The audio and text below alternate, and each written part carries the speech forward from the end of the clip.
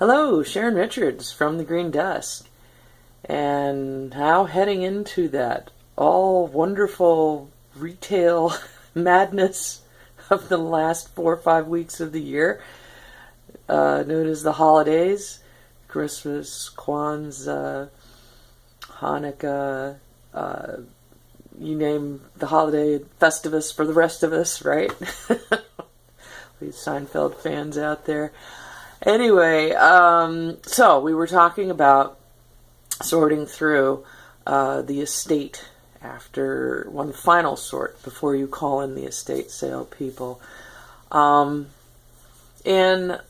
you know, I would take the time yourself to research some of the items.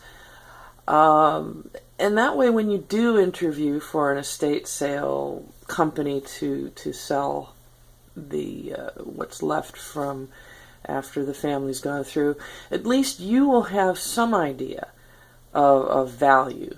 You know, estate sale people are very well educated, very professional about, you know, how they approach your stuff. You've got a little more emotion attached to it, let's face it, some of it anyway. So you need to be very educated, at least a little, about all of the general values of what you have.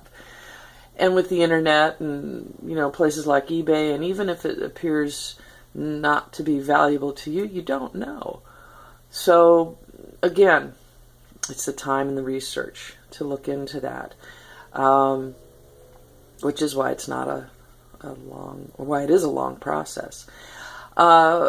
So that's a point I wanted to pick up from the last installment, was hoarding or collecting. Which one did your relative, parents, however they're related to you, what did they do? Was it, you know, hoarding? You can be a collector and a hoarder at the same time. You can hoard lots of Hummel figurines, but chances are, if they were very passionate about it, they were maybe in display cases, or at least on shelves and dusted regularly, well cared for. And that's a collector. Hoarding may be collecting, but hoarding tends to look more like what you see on the television show of the same name, perhaps, is what it would look like. You know, maybe garbage bags of stuff, and, you know, just odds and ends and things that kind of look junky. So, but be careful, because you never know. There could be a little treasure in and amongst that. And that's essentially the difference between hoarding and collecting. And in Martin Codina's book, Liquidating an Estate, he goes into detail about that. All right. Sharon Richards from the Green Desk. I'll join you next week for another exciting aspect of estate selling and the next steps. Take care.